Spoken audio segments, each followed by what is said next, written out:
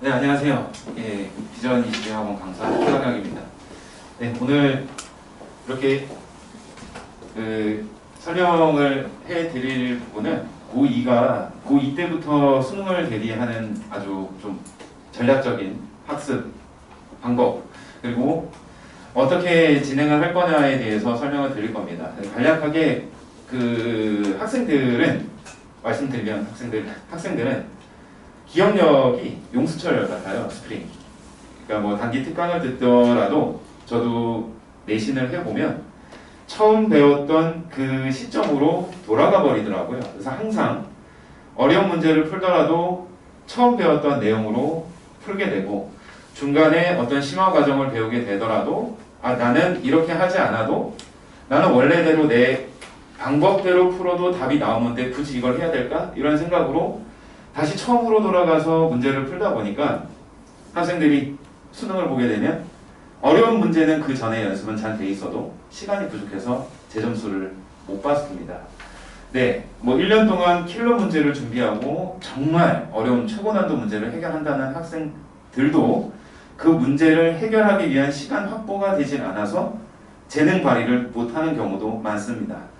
그래서 저는 기억력 부분이죠. 제가 저의 학습 목표는 수투부터 진행을 하는데요. 네, 지금 이렇게 하얀색으로 색칠된 부분이 수투라고 생각해 주시면 될 것 같고요. 수1부터 진행을 했으면 좋겠지만 2학년 학생들이 보통 대부분 학원, 방학 특강 이런 것들에 수1을 먼저 시작을 할 거라서 저는 수2를 이렇게 진행을 먼저 하고요. 3월이 되면 수1이 같이 진행이 될 겁니다. 이렇게 해서 수1. 항상 오면 학원에서 제가 봐야 되는 부분은 용수철 기억력 그거 방지죠.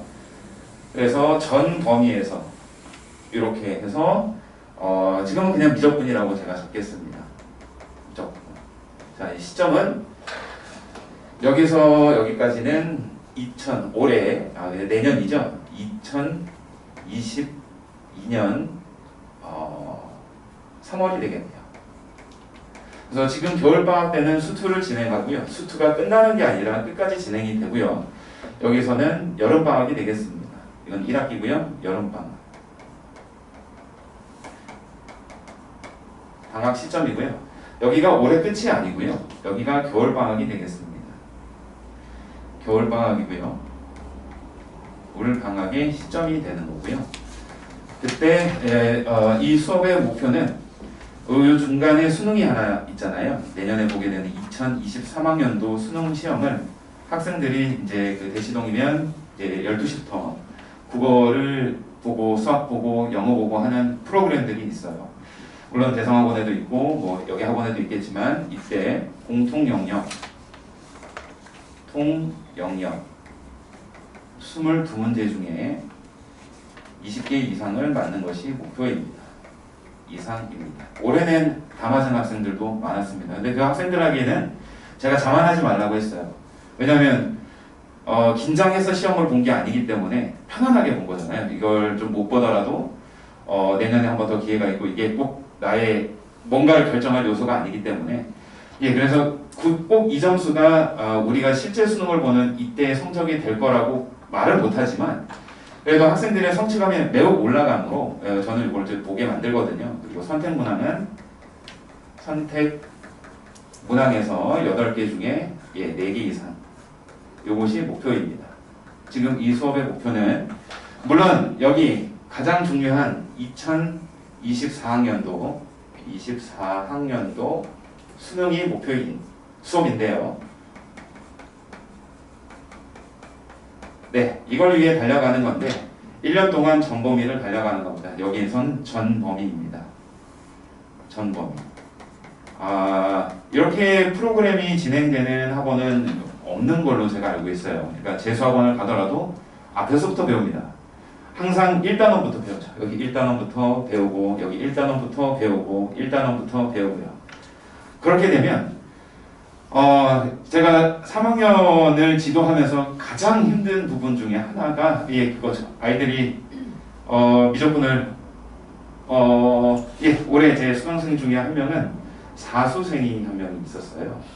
사수생이고 고2 때 내신에 미적분 2가 들어갔던 학생입니다. 고2 때 내신에 미적분 2가 들어갔다는 얘기는 여름방학, 겨울방학 때부터 아무리 늦어도 겨울방학부터 미적분을 시행해서 저보다 거의 미적분을 6년을 본 학생입니다. 예, 회독수가 많다고 해서 미적분을 잘하는 게 아니에요. 수원에 회독수가 많다고 해서 수원을 되게 잘하는 것도 아니고요. 수투에 회독수가 한 10번 된다 해서 잘 되는 것도 아닙니다. 이 학생이 올해 이대를 꿈꾸면서 수능을 한 번 더 준비를 했었지만 9월 달에는 96점을 받아서 되게 좋아했어요. 이 학생의 문제점은 그거죠. 골라 풀어요. 평가원 것만 풀고요. 수능 문제만 풀고요. 골라 푸는 거예요. 그러니까 교육청에 있으면 안 풀고요. 사설에 있으면 안 풀고요. 물론 그런 문제점이 있긴 했지만 수능의 결과는 좀 좋지 않았습니다. 그래서 저는 회독수보다는 학생들이 전 범위에서 마치 강사처럼 그냥 겨울방학인데 처음 보는 테스트가 그냥 전 범위에서 나오는 거예요. 미적분을 이때 했기 때문에, 학기 중에 했기 때문에 그냥 뒤에 끄트머리에 적분이 여기 테스트가 들어가도 풀 수 있어야 되는 겁니다. 물론 중간중간에 요소들이 많아요. 올해도 진행을 해보면 핑계인 겁니다. 내신을 대비함으로 해서 저 내신 대비하면 하기 때문에 저 미적분은 좀 나중에 이때는 수원을 더 해야 되니까 수투 문제는 그래서 학생들을 위해서 테스트에 내는 거예요. 수업은 수원 심화 문제로 진행을 하게 되고요. 왜냐하면 겨울방학 때 어느 학원에서거든 수원을 분명히 배웠을 거거든요. 수원을 배운 다음에 수투를 진행을 하죠. 수원이 중단이 되고 수투가 진행이 되잖아요. 그럼 또 상원이 되면 똑같습니다. 그래서 저는 그냥 수학은 특별한 아이들은 없어요. 특별한 아이들은 이미 다 잡혀갔습니다. 다 잡혀갔어요. 영재고, 과고. 일반고에서도 특별한 아이들이 가끔 있긴 한데 그 특별한 아이들이 저도 지도를 해보면 너무 잘해요. 근데 학교 성적이 안 나옵니다. 그런 것들은 좀 지양해야 되지 않을까라고 생각을 합니다. 그래서 여기 특히 또 대치동은 여러 번의 반복이 되기 때문에 학생들이 겸손하지가 않아요. 그래서 학생들의 성실도, 성실함이 가장 우선이 되어야 되는데 이거는 올해 1년 동안 제가 학생들을 계속 봐오면서 학습 태도 있죠. 과제를 안 해오는 거는 아무리 누가 뭐라 그래도 과제를 안 해옵니다. 그 학생은 따로 시간을 내서 불러도 안 합니다. 그래서 과제를 해오게끔 해주는 멘토 역할이 좀 필요하죠.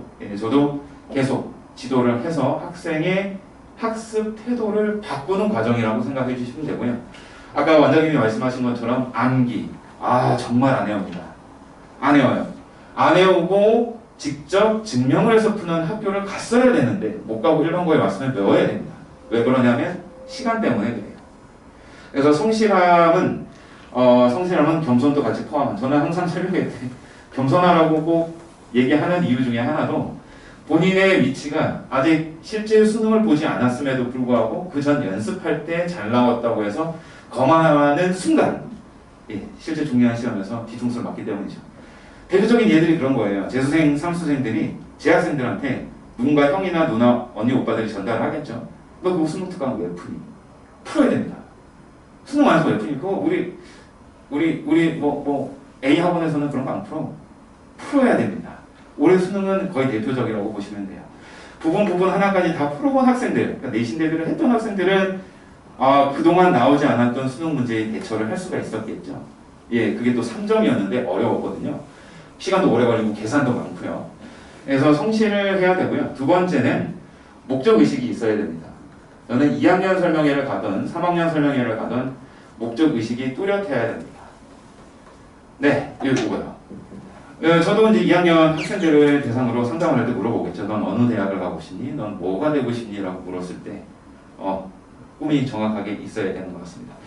그래서 이때는 내년이죠. 그래서 이게 1년 프로그램이 아니라 이 반이 그대로 유지가 되면서 거의 제가 책임진다고 해도 과언이 아닐 정도로 부분에 참 많은 역경도 있을 거고 헤쳐나가야 되는 부분이 많겠지만 이렇게 해서 성과가 나오게 되면 네, 저는 그냥 3학년 프로그램을 다 이걸로 할 생각을 하고 있습니다.